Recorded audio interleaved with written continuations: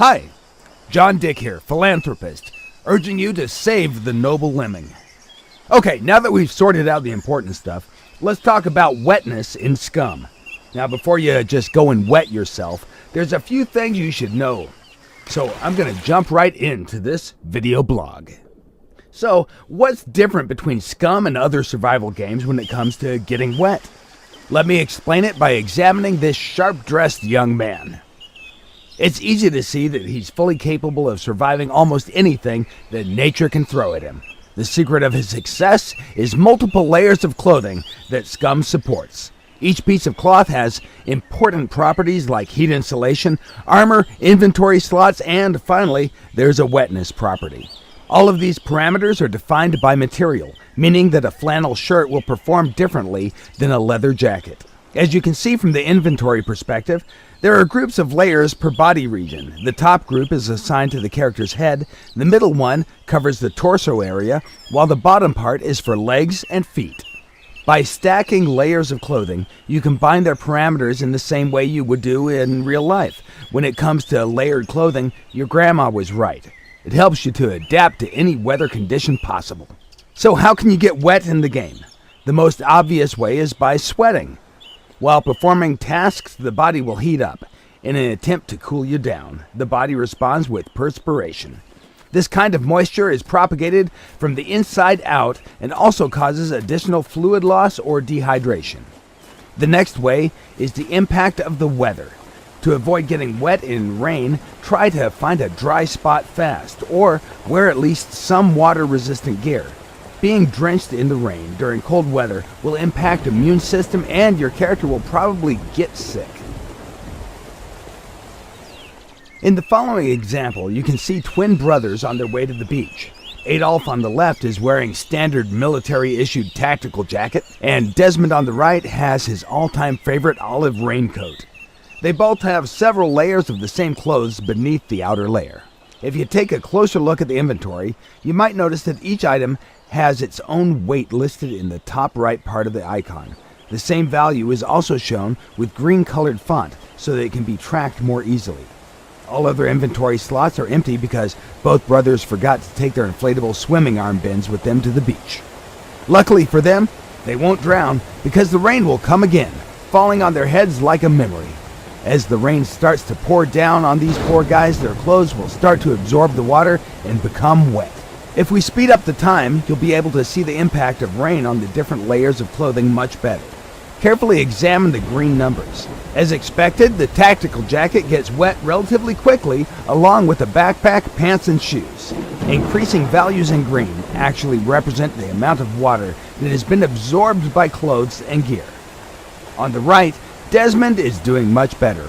Although his backpack, pants, and shoes are completely drenched, his upper body is dry.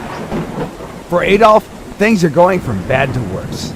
It seems that the tactical jacket waterproof factor isn't as good as advertised and leaks water on his sweater and shirt, making him completely wet. Furthermore, as Adolf's clothes are getting wet, they're also getting heavier, meaning that he'll be carrying an additional 13 plus ounces of weight all the way back home. This will certainly affect his calorie consumption during that trip, and his performance will suffer as well. In SCUM, moisture absorption and retention depends on the material that's being used for clothing. Let's bring out the sunshine again. Do notice that both guys were standing completely still in heavy rain just because we asked them nicely. These guys are true heroes. Now, it's time to see what happened with the inner layers of clothing. As you can see, Adolf's sweater is all wet, while Desmond's is still dry. If we drop the sweaters down, you can see that the same thing also happened to their hipster shirts. In the previous part of the video, you might have noticed that different parts of the clothing can absorb or retain different percentages of water. As in real life, some parts of the body can become wetter than others.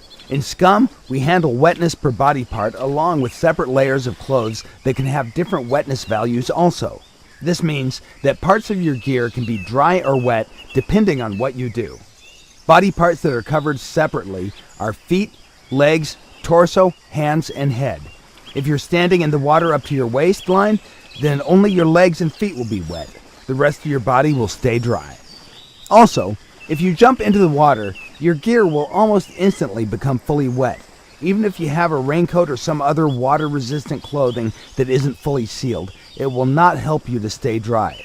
The success formula here is, if you want to keep your gear dry, stay away from the bodies of water, or at least drop everything to the ground before you enter. In this section of the video, our guy has just practiced some swimming in the shallow waters, keeping his gear with him to protect it from thieves and bears. He did leave an old orange shirt on the beach in case he's gonna need some dry clothes later. Or at least, that's what we were thinking he was up to. However, his plan was much more sinister. He actually decided to wear a dry shirt below his other clothes with the intention to deceive the game, to make it think that he has dry clothes on, simply because the first dry clothing layer is closest to the skin. In all other games, this would be called exploiting or cheating, but here in SCUM, we don't care about that, simply because we have fluid diffusion and osmosis built into the game. For those of you who don't know, diffusion is the movement of molecules from a region of high concentration to a region of low concentration, meaning that his dry orange t-shirt will soon become a wet orange t-shirt. After everything you've seen so far, if you still think that it's okay to jump into deep water with all your gear on, take a moment to see what happened to our dear Adolf last year. That particular summer day, he was showing off at the pier. He accidentally fell into the water along with his traveling backpack on his back. To make things even worse, the backpack was full of his mother's lingerie. The next thing you know, all that stuff simply pulled him directly to the bottom. The only way to survive in this kind of situation is to drop excessive weight until the buoyancy pulls you up. The amount of gear that your character can carry while swimming largely depends on your swimming skill and stamina. Sooner or later, you'll become tired and most likely you'll sink. It's as simple as that. Now, let's talk about ways of drying your stuff off once it becomes wet. The easiest way to dry your clothes is by using the heat of your body in combination with the air temperature and wind. This is particularly useful during the summer when wet clothes keep you cool and safe from the excessive sweating and dehydration. Also, it's good to know that if you keep moving, your body will get warmer and you'll dry your clothes faster.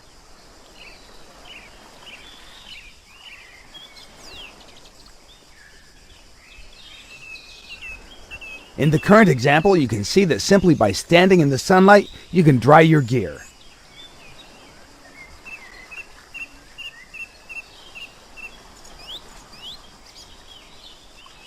Also, you can see that the helmet has dried much faster than the backpack because they're different materials.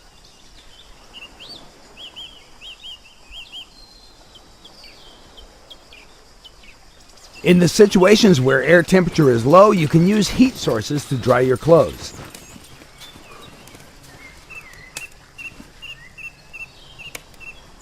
How fast something will dry depends on many factors, such as the material type. Items that conduct heat better will be dried faster.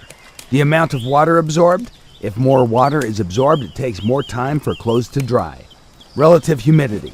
If humidity in the air is high, drying gets slower and dry clothes can even get wet. Wind helps a lot in drying by carrying the water vapor away, preventing any concentration of moisture on the clothes. Air temperature. Higher temperatures will help to dry clothes faster. Then the number of wet layers stacked. Keeping wet clothing stacked on you is bad, and it slows down the drying time significantly. In the current example, the player is using fire as a heat source to dry his clothes. Notice how the distance from the fire source influences the speed of his drying clothes.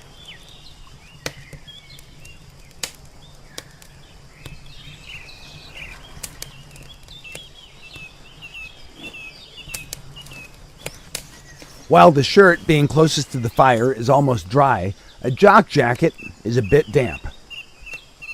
On the other hand, pants that were on the character the whole time are still fully wet since they were far away from the heat source.